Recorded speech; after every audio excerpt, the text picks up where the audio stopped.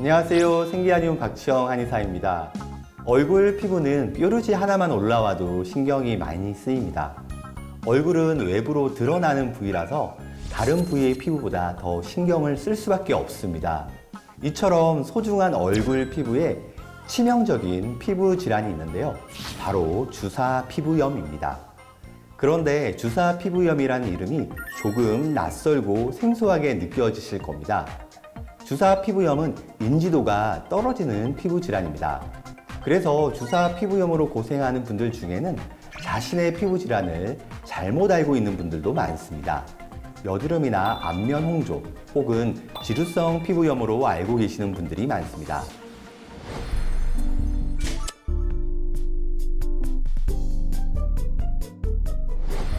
여러분들은 얼굴 피부가 붉어지면 어떤 생각이 드시나요? 아마 많은 분들이 안면 홍조가 생겼나 라고 생각하실 것 같습니다. 아무래도 안면 홍조가 주사 피부염보다는 인지도가 더 높기 때문인데요. 얼굴 피부가 붉어지는 이유는 피부의 진피층에 있는 모세혈관이 확장되기 때문입니다.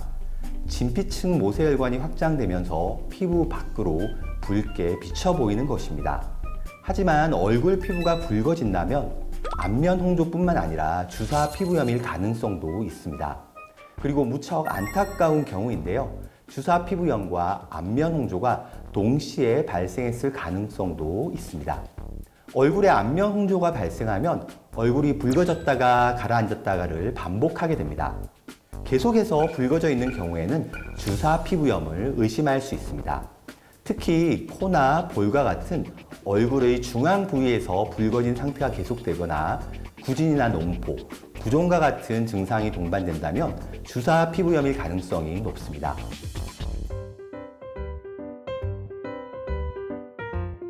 주사 피부염은 증상에 따라 4가지로 분류합니다. 먼저 첫 번째 유형은 피부가 평평하게 붉어지는 유형입니다.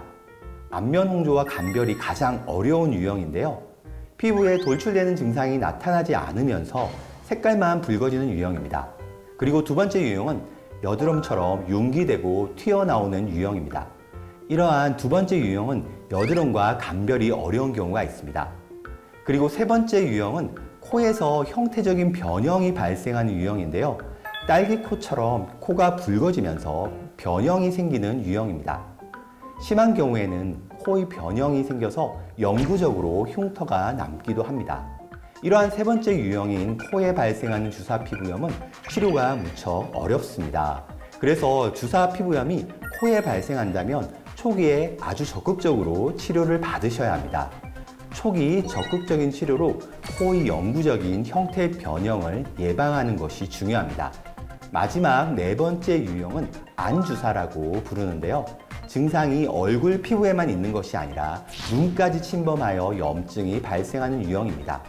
주사 피부염 환자분들은 상체 쪽으로 열이 몰리면서도 하체는 냉한 상열하한 증상을 가지고 있습니다.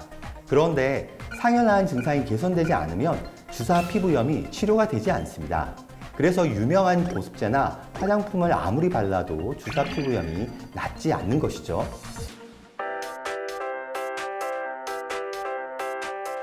주사 피부염의 한의학적인 치료는 상열하한을 개선하기 위한 치료가 가장 중요합니다. 그래서 체질과 증상에 맞게 한약을 처방합니다.